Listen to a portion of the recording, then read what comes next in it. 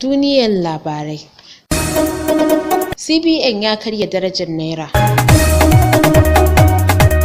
Babban bankin Najeriya wato CBN ya karya darajar Naira, inda a yanzu dala ɗaya ta tashi akan Naira 381. Ko da yake bankin bai sanar da canjin da aka samu ba, canjin ya bayyana a kasuwar hada-hadar kuɗi. Hakan ya nuna cewa yanzu canjin Naira ya tashi daga Naira 360 zuwa Naira 381 akan dalar Amurka ɗaya. Nabila Khamis, Duniyar Labarai.